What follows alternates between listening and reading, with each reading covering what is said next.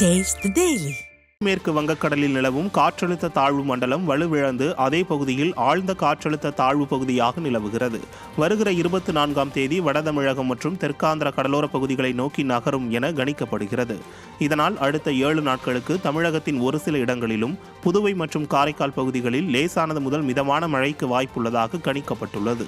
24 மற்றும் 25 ஆகிய தேதியில் செங்கல்பட்டு, விழுப்புரம், கடலூர், புதுவை உள்ளிட்ட பகுதிகளில் கனமழைக்கு வாய்ப்புள்ளது. சென்னை மற்றும் புறநகரில் அடுத்த 2 தினங்களுக்கு வானம் மேகமூட்டத்துடன் மிதமான மழைக்கு வாய்ப்புள்ளது. தெற்காந்திர கடலோர பகுதிகள், மத்திய மேற்கு வங்கக்கடல் மற்றும் அதனை ஒட்டிய தென்மேற்கு வங்கக்கடல் பகுதிகளில் டிசம்பர் 25 வரை 35 முதல் 55 கிலோமீட்டர் வேகத்தில் சூறாவளி காற்று வீசக்கூடும் என்பதால் மீனவர்கள் கடலுக்கு செல்ல வேண்டாம் என்று அறிவுறுத்தப்படுகின்றனர். மேலும் 24 மணி நேரத்தில் கிருஷ்ணகிரி, போச்சம்பள்ளியில் 8 சென்டிமீட்டர் மழை பதிவாகியுள்ளது.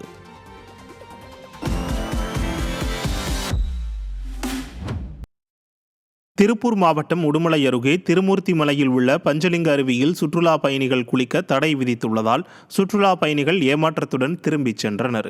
திருமூர்த்தி மலையில் உள்ள பஞ்சலிங்க அருவியின் நீர்பிடிப்பு பகுதிகளில் பெய்த மழையால் அருவியில் தண்ணீர் ஆர்ப்பரித்து கொட்டுகிறது. இதனால் பஞ்சலிங்க அருவியில் சுற்றுலா பயணிகள் குளிக்க தடை விதிக்கப்பட்டது. மாவட்ட அதிகாரிகள் முறையான அறிவிப்பு வெளியிடாததால் அருவிக்கு செல்லும் சுற்றுலா பயணிகள் ஏமாற்றத்துடன் திரும்பிச் சென்றனர். திண்டுக்கல் மாவட்டம் நத்தம் அருகே பராமரிப்பின்றி சுகாதார வளாகம் சேதமடைந்துள்ளதால் பொதுமக்கள் அவதிக்குள்ளாகி வருகின்றனர். நத்தம் அருகே ஆவிச்சிப்பட்டியில் 800க்கும் மேற்பட்ட குடும்பங்கள் வசித்து வரும் நிலையில் 50 வீடுகளில் மட்டுமே கழிவறை உள்ளதால் திறந்த வெளியில் இயற்கை உபாதைகளை கழிக்க வேண்டிய அவலம் உள்ளதாக கிராம மக்கள் தெரிவிக்கின்றனர். சேதமடைந்துள்ள சுகாதார வளாகத்தை சீரமைத்தும் மற்றொரு புதிய சுகாதார வளாகத்தை அமைக்கவும் ஸ்டாலின் அரசை கிராமத்தினர் வலியுறுத்துகின்றனர். இதை சம்பந்தப்பட்ட துறை அதிகாரிகள் உடனடி நேரடி பார்வை செய்து அந்த சுகாதார வளாகத்தை சீர் செய்து அமைத்து கொடுக்கும்படியும், மேற்படி ஆவிச்சிப்பட்டி கிழக்கு பகுதியில் ஒரு சுகாதார வளாகம் புதிதாக அமைத்து கொடுக்கும்படியும் மிக தாழ்மையுடன் கேட்டுக்கொள்கிறேன். சிவகங்கை மாவட்டம் மானாமதுரை அருகே அறுவடைக்கு தயாராக இருந்த நெற்பயிர்களை காட்டுப்பன்றிகள் சேதப்படுத்தியதால் விவசாயிகள் கவலையடைந்தனர். மானாமதுரை அருகே மேலப்பசலை கிராமத்தில் கூட்டமாக புகுந்த காட்டுப்பன்றிகள் 30 ஏக்கர் நெற்பயிர்களை சேதப்படுத்தியது. 2 தினங்களுக்கு முன்பு காட்டுப்பன்றி தாக்கி ஒருவர் உயிரிழந்தார்.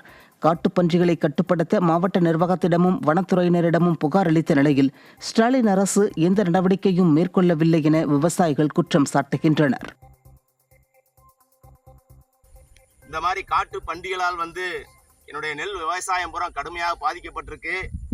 மாவட்ட நிர்வாகம், வனத்துறை நிர்வாகம் இதில் உரிய இழப்பீடு வழங்க வேண்டும் என்று மாவட்ட நிர்வாகத்தையும் தமிழக அரசாங்கத்தையும் கேட்டுக்கொள்கிறேன்.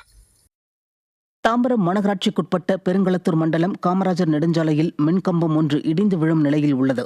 முக்கிய சாலையில் உள்ள இந்த மின்கம்பத்தை சரி செய்ய கோரி அதிகாரிகளிடம் பலமுறை கூறியும் பலனில்லை என அந்த பகுதியினர் குற்றம் சாட்டுகின்றனர். இதனால் பெரும் விபத்து ஏற்படும் முன் விரைவில் மின்கம்பத்தை மாற்ற வேண்டுமென அந்த பகுதி மக்கள் கோரிக்கை விடுத்துள்ளனர். மேலும் தாம்பரம் மாநகராட்சிக்குட்பட்ட பல பகுதிகளில் இதே நிலையில் மின்கம்பங்கள் உள்ளதற்கு ஸ்டாலின் அரசின் மின்வாரியத்துறையே காரணம் என்றும் மக்கள் குற்றம் சாட்டியுள்ளனர்.